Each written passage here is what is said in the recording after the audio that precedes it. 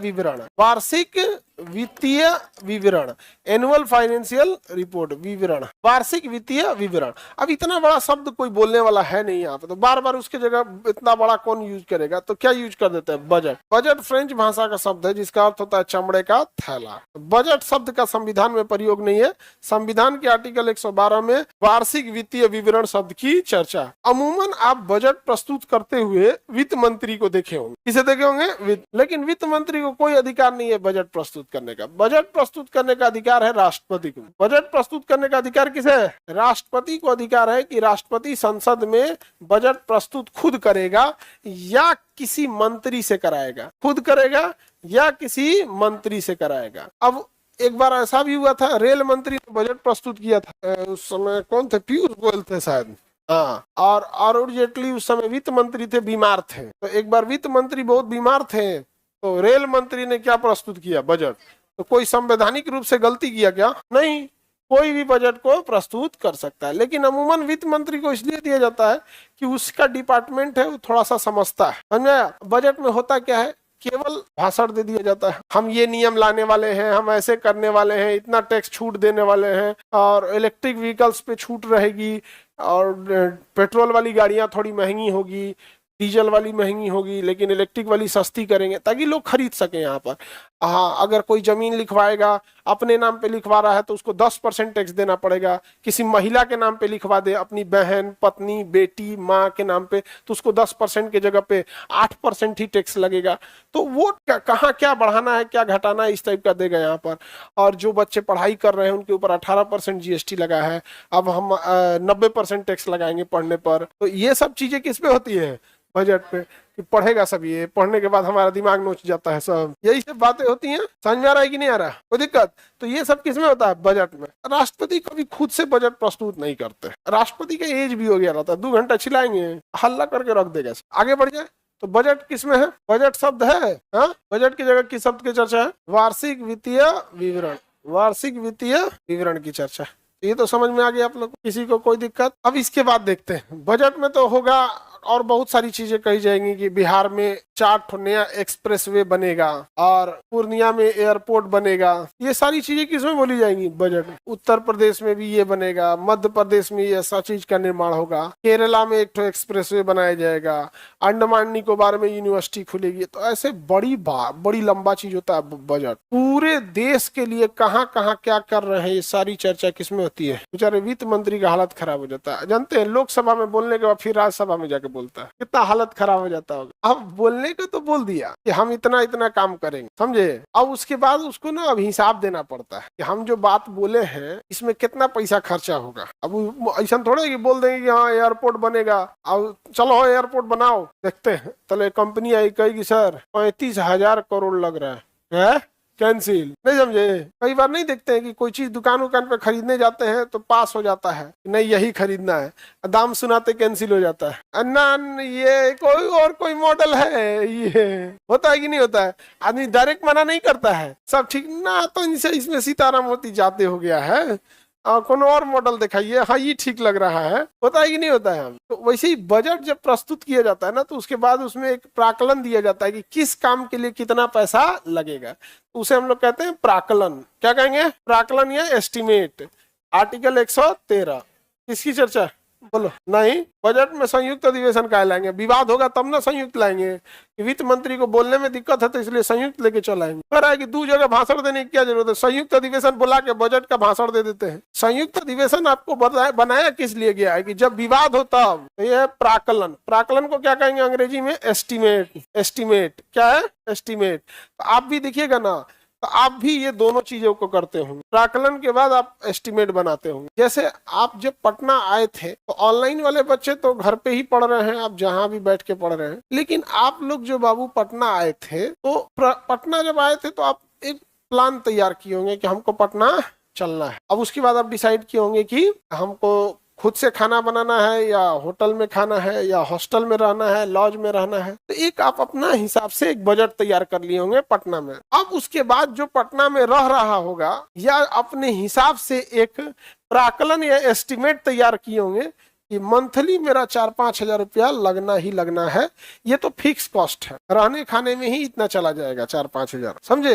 अब उसमें कभी फॉर्म भरना पड़ गया, बीमार पड़ गए, कोई बुक्स खरीदना पड़ गया, कहीं एडमिशन लेना हो गया, वो अलग बात होगी। प्राकलन समझ में आ गया? क्या होता है भाई? एस्टिमेट तैयार करना, किसी भी चीज का एस्टिमेट बनाना, कितना खर्च आएगा, समझ में आ गया।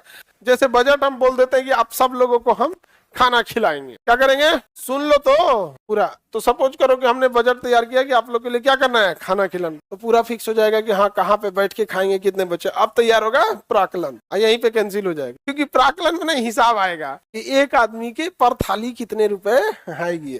पर थाली तो ज्यादा नहीं आएगा, 80 रुपए, 100, 150, 200 यही आता होगा पर थाली। लेकिन जब नंबर ऑफ स्टूडेंट से गुणा होगा, भाई रहने तो कब खिला रहे हैं, आगे देखते हैं। तो ये प्राकलन समझ में आ गया। तो बजट में तो पूरी बातें बता दी जाती हैं, प्राकलन में होता है कि हाँ इतना पैसा चाहिए।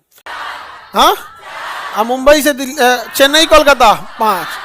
अब इन सड़कों को जरा ध्यान से देखिए, ये NH2 है, ये NH8 है, ये NH4 है, ये NH5 है। आप ध्यान से देखिएगा तो ये चतुर्भुज बनाते हैं, इन्हें हम लोग गोल्डन ट्रायंगल कहते हैं, स्वर्णिम चतुर्भुज कहते हैं। गोल्डन ट्रायंगल या स्वर्णिम चतुर्भुज, गोल्डन ट्रायंगल या स्वर्णिम ट्रायंगल नहीं जी, quadrilateral. Oh my God, triangle बोल दिए, क्वाड्रिलेटरल ना होगा जी, चतुर्भुज का स्वर्णिम चतुर्भुज कहा जाता है। अटल बिहारी वाजपेयी ने कहा था कि जिस तरह सोना हमारे लिए कीमती है, वैसे ही ये सड़कें हमारे लिए कीमती, इसलिए इसका नाम हो गया गोल्डन क्वाड्रिलेटरल स्वर्णिम चतुर्भुज, गोल्डन क्वाड्रिलेटरल या स्वर्णिम चतुर्भुज। अब मोदी जी आए हैं, ये तो अटल बिहारी वाजपेयी से आगे एडवांस वर्जन है। इन्होंने कहा कि मित्रों सोना से अब काम नहीं चलेगा, हीरा लाना पड़ेगा, हीरा। उन्होंने कहा कि मैं इन सड़कों के पैरेलल बुलेट ट्रेन चलाऊंगा। क्या चलाऊंगा? बुलेट ट्रेन चलाऊंगा, और उसका नाम रहेगा डायमंड क्वाड्रिलेटरल। उन्होंने गोल्डन क्वाड्रिलेटरल बनाया, मोदी जी क्या बना रहे हैं? Diamond quadrilateral. डायमंड बनाएंगे आप, नहीं समझ में आ गया? कल को आप लोग प्रधानमंत्री बनिएगा, यूरेनियम क्वाड्रिलेटरल बना दिया, हाइपर लूप चला देना चारों ओर ले आके, नाम रख देना यूरेनियम क्वाड्रिलेटरल। समझ आ गया कि नहीं आ गया? लड़की लोग प्रधानमंत्री बनोगी तो क्या करोगी? कुछ करेगी, मेकअप के नाम पे रखोगी नाम इसका। ये तोरी के बाप रे, ये गोल्डन क्वाड्रिलेटरल ही सब नहीं रखेगी, नाम रखेगी मेकअप के आधार पर। बताओ, आगे बढ़ते हैं, चलो ध्यान समझो। तुम पहले मुखिया बन, उधर चिल्ला रहा था, वो सोचा कि वो बेचारा सोचा था उनसे पूछेंगे बउआ तुम प्रधानमंत्री बनोगे तो क्या करोगे यहाँ, तो मुखिया बन पहले, वार्ड मेंबर। तो बुलेट ट्रेन तो अभी हमारे यहाँ चली नहीं है, अभी चलने वाली मुंबई से लेके अहमदाबाद के। बहुत लेट हो गए हम लोग, टू मच लेट हो गए हम लोग बुलेट ट्रेन को मामले में यहाँ पर। और हमारे इंडियन रेलवे में सबसे बड़ी की समस्या ट्रेन की पटरियाँ, उस पर वंदे भारत तो ले दिए हम लोग, अब वंदे भारत उस पर चलती है ना 150 में तो थरथराने लगता है, कब वही पटरिया थरथराने लगता है वहाँ। तो वंदे भारत चलती है कितना पे? 110 एवरेज स्पीड वंदे भारत का 90, 180 मैक्सिमम है बबुआ। तुम्हारे मोटरसाइकिल में भी 180 है, चलाए हो? मोटरसाइकिल का एवरेज स्पीड 60 होता है, एवरेज देखोगे तो 60। बाजार में घुसते 30-40 हो जाता है, खुले में 70-80-90 भागोगे तब तक कोनो मोड़ आ जाएगा, कोनो ब्रेकर आ जाएगा, भैंस घुस जाएगा, लीलगाय कूद जाएगा। एवरेज कितना ले जाते हो? 60। उसी तरह वंदे भारत में भी है, वो कहने के लिए 180 है, ट्रायल हुआ 180 पे, 180 पे चलता कहाँ है? वंदे भारत जितने देर में पहुंचाती है, तुम 4 व्हीलर से भी उतने देर में पहुंचोगे उस जगह पे। ये रियलिटी। हम लोग दिल्ली से लेके जयपुर तक तेजस से भी गए हैं, ये क्या नाम है, तेजस कह रहे हैं, शताब्दी से भी गए हैं, वंदे भारत से भी गए, और 4 व्हीलर से भी गए। दोनों में सेम टाइम पहुंचता है, तीनों में। जितना गाड़ी से पहुंच रहे उतना उससे पहुंच रहे। जापान ओपान वाले क्यों आगे हैं? इसी वजह से उनके पास बुलेट ट्रेन पहले से, आज से 50 साल पहले उनके पास बुलेट ट्रेन थी, हम लोग क्या नहीं है। तो गोल्डन ट्रायंगल समझ, गोल्डन क्वाड्रिलेटरल समझ में आ गया। इंजन को अमूमन हम लोग गाड़ियों में आगे की ओर रखते हैं, इंजन को हमेशा हम लोग गाड़ियों में आगे की ओर रखते हैं। इंजन को कहाँ रखते हैं? आगे की ओर रखते हैं। इससे कई फायदे होते हैं। एक्सीडेंट वगैरह का इम्पैक्ट जो होता है वो इंजन झेल लेता है, पैसेंजर जो यहाँ बैठे रहते हैं उस तक इम्पैक्ट नहीं आता है। एक अच्छा खासा रीजन ये है, थोड़ा आगे का जगह यूटिलाइज हो जाता है। नहीं तो अगवा डिग्गी नहीं ना रखिएगा, पता चला इंजनवा पीछे रख दिए तो सामानवा रखने वाला अगवा रखना पड़ेगा। धुरवा खोल के रखा हो, बंद करा, नहीं समझे? आगे रखना तो एक तो ये हो गया, सेफ्टी उफ्टी सब चीज ठीक कर देता है इंजन, और पास में रख। देखो ये चारों चक्का जो होता है बाबू, देखो इंजन कहाँ है बाबू? आगे, इंजन आगे है। इसके चारों चक्का में इन चारों चक्का को हम पावर नहीं देते हैं, पावर हम किसी दो चक्के को दे देते हैं। जैसे यहाँ इंजन है और यहीं से इसे पावर देना इजी है, यहीं से इसे पावर देना इजी है, तो हमने इसे कौन से चक्के को पावर दिया? फ्रंट चक्के को पावर दिया। क्या हमने इसे रियर चक्के पर पावर दिया? नहीं, इसके रियल व्हील पर हमने पावर नहीं दिया, हमने पावर दिया इसके फ्रंट व्हील पर पावर दिया। इस पे दिया फ्रंट व्हील पर पावर दिया, इस चक्के पे पावर दिया फ्रंट व्हील पर। तो इससे सस्ता ये पड़ता है कि यहीं पे पावर बना, यहीं से यहाँ हम थमा दिए यहाँ पे फ्रंट व्हील। तो ऐसे गाड़ियों को हम फ्रंट व्हील ड्राइव कहते हैं। क्या कहते हैं? Front wheel drive. अरे भैया अगला चक्का चल रहा है तो फ्रंट व्हील ड्राइव, पिछला चक्का नहीं चल रहा है तो ये रियर व्हील ड्राइव नहीं है। फ्रंट व्हील ड्राइव में अच्छी चीज ये होती है कि वहां कॉस्ट बच जाता है, अगले चक्के को ही हम पावर दे देते हैं, अगले चक्के को हम पावर दे देते हैं। लेकिन ये इतना पावरफुल नहीं होता है क्योंकि ये दम लगा रहा है यहाँ पर और पब्लिक बैठी है यहाँ पर, पब्लिक बैठी है यहाँ पर, इसमें उतना पावर नहीं होता है। इससे तगड़ा होता है rear wheel drive. Rear wheel drive में देखो ध्यान से, इंजन है यहाँ पर, इंजन है यहाँ पर, और यहाँ से हम ड्राइव शाफ्ट के माध्यम से, ड्राइव शाफ्ट के माध्यम से पावर को हम यहाँ भेज रहे हैं और यहाँ से फिर डिफरेंशियल में भेज के पिछले चक्के को दे रहे हैं, पिछले चक्के को दे रहे हैं। तो बताओ क्या इसमें फ्रंट व्हील ड्राइव हो रहा है? क्या हमने इसमें फ्रंट व्हील को पावर दिया है? नहीं, यहाँ हमने पावर दिया है, रियर मतलब होता है पिछला, रियर व्हील को। यहाँ हमने पावर किसको दिया है? रियल व्हील को। तो इसे हम कहेंगे रियर व्हील ड्राइव। इसे क्या कहेंगे? Rear wheel drive. ये ज्यादा पावरफुल होता है, ये ज्यादा पावरफुल होता है रियर व्हील ड्राइव। लेकिन इसकी ये खराबी है, ध्यान से देखो बाबू, इधर ध्यान से देखना। रियर व्हील ड्राइव की सबसे बड़ी खराबी क्या है? रियर व्हील ड्राइव की सबसे बड़ी खराबी है कि इसका इंजन आगे होता है और इसका ट्रांसमिशन के लिए हमें यहाँ पे पावर भेजना होता है। तो ये जो होता है ड्राइव करने के लिए, जो शाफ्ट मतलब लोहे का टुकड़ा, तो जो ड्राइव शाफ्ट है वो पीछे जा रहा होता है। इसके लिए गाड़ी की हाइट ज्यादा होना जरूरी है। देखो अगर गाड़ी की हाइट ज्यादा नहीं होगी, इसमें खराबी क्या है? ये कहाँ से ले जाइएगा इतना मोटा लोहा?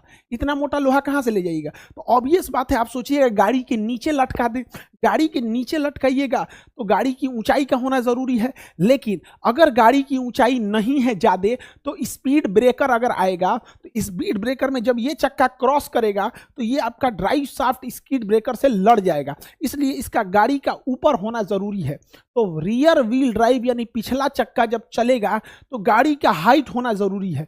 अब आप में से कुछ बच्चे ये कहेंगे कि हम क्यों ना इसे गाड़ी के अंदर से लेके चले जाए।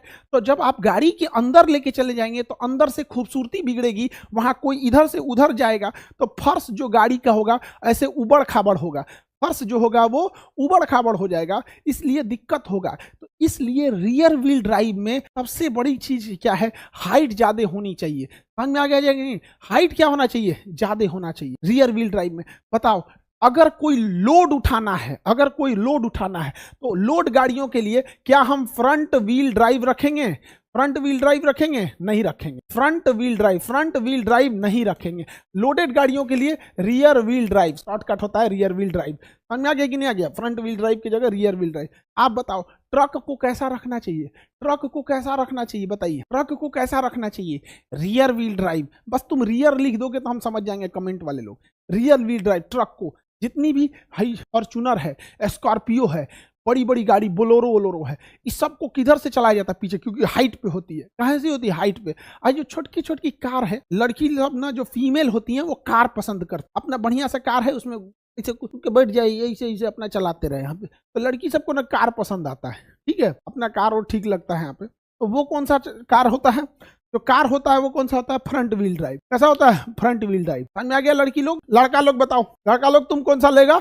Real wheel drive. आप बोलोरो पे चढ़ेगा, इसे एक जीप को पेंट कर ले, सबका नाम रखा है जीपवा को करिया पेंट करके, थार। हाँ थार, वो भाड़ा पे चलने वाला जीप को पेंट करके थार नाम रख ले। बाप रे बाप, थार नाम तो ऐसा रख ले जैसे लग रहा है टैंक लेके घूम रहा है। भाड़ा पे चलता था रे वो, पहले करिया पेंट कर दिया तो यहाँ पे यार पोछ रंगा लेगा तो का मोर बन जाएगा, यारे रहेगा वो।